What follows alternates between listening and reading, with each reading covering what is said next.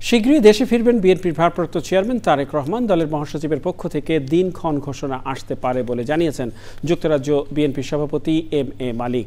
সাক্ষাৎকারে চ্যানেল আইকে তিনি জানান, নির্বাচনী প্রস্তুতি অনেকটাই গুছিয়ে এনেছেন তারেক রহমান।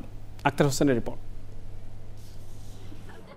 বিএনপি চেয়ারপারসন বেগম খালেদা জিয়ার সফরসঙ্গী হিসেবে যুক্তরাজ্য থেকে প্রায় ১৯ বছর পর দেশে এসেছিলেন জিয়া পরিবারের ঘনিষ্ঠজন হিসেবে পরিচিত যুক্তরাজ্য বিএনপির সভাপতি এম এ মালিক। ফিরে গিয়ে এবার ৩ মাস পর আবারও দেশে এসে তিনি জানান, এবার আসার কারণ আগামী নির্বাচন। নিজ এলাকা সিলেটের দক্ষিণ সুরমায় নির্বাচনের জন্য প্রস্তুতি নিচ্ছেন তিনি।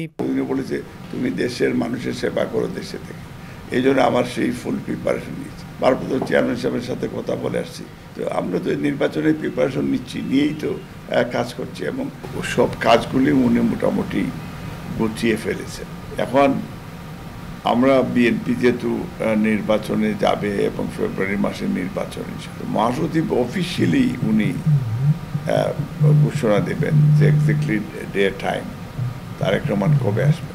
আগামী নির্বাচনে মনোনয়ন প্রত্যাশী সবাই রেড জোনে আছে মন্তব্য করে তিনি বলেন, নির্বাচনে মনোনয়ন নিয়ে চূড়ান্ত সিদ্ধান্ত নেবে দলের হাইকমান্ড।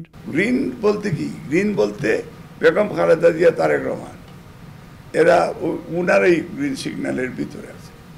এর বাইরে স্ট্যান্ডিং কমিটি যারা আছে তাদের প্রতি আমাদের একটা রেসপেক্ট রয়েছে, তাদের সাথে কোনো কম্পিটিশন নেই। আর সবাই কিন্তু ডেঞ্জার রেড জোনের ভিতরে আছে। এখানে আপনার এটা বললেও কোনো কাজ হবে না। যে green signal, green standing committee interview নেবে।